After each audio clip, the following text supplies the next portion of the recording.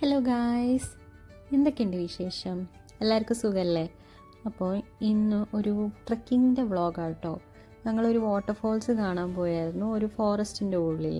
അപ്പോൾ അതിൻ്റെ വിശേഷങ്ങളൊക്കെ ആയിട്ടുള്ള ഒരു വീഡിയോ ആണിത്. ഞങ്ങൾ വീട്ടിൽ നിന്ന് ഒരു 54 കിലോമീറ്റേഴ്സ് ഉണ്ടായിരുന്നു കേട്ടോ ട്രാവൽ ചെയ്യാൻ. അപ്പോൾ രാവിലെ തന്നെ ഞങ്ങൾ ഇറങ്ങി. ഇവിടുന്ന് ഫുഡ് എല്ലാം എടുത്തിട്ടാണ് പോയത് കേട്ടോ. വെള്ളം, ഫുഡ്, പിന്നെ ആവശ്യമുള്ള എല്ലാ സാധനങ്ങളും. ഇത് അത്യാവശ്യം ഉള്ളിലോട്ടായത് കൊണ്ട് നമ്മൾക്ക് അവിടെ നിന്നൊന്നും കിട്ടൂല. അപ്പം എല്ലാം എടുത്തിട്ടാണ് പോയത്, കരുതിയിട്ടാണ് പോയത്. പക്ഷെ ഒരു പൊട്ടത്തരം ഞങ്ങൾ ചെയ്തത് എന്താണെന്ന് വെച്ചാൽ, ഞങ്ങളല്ല ഞാൻ വന്ന് ജീൻ ഇട്ടിട്ടാണ് പോയത്. എനിക്കറിയില്ലായിരുന്നു ഇത് കാടൊക്കെ കയറണം എന്നുള്ളത്.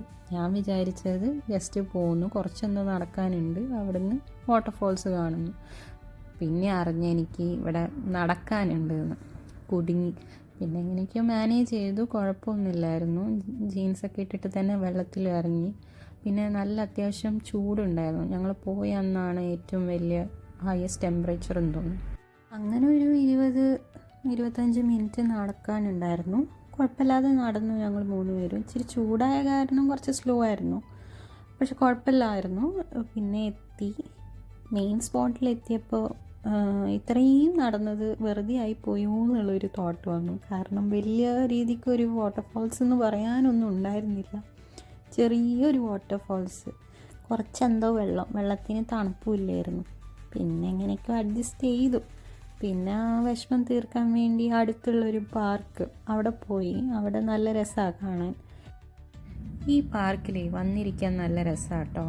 കുറേ പക്ഷികളുടെ ഒച്ചയൊക്കെ കേട്ടിട്ടിരിക്കാൻ നല്ല രസമാണ്. പിന്നെ പോരാത്തിന് നല്ല ഹൈറ്റുള്ള മരങ്ങളല്ലേ, അപ്പോൾ ഫോട്ടോസിലൊക്കെ നല്ല രസമായിരിക്കും കാണാൻ.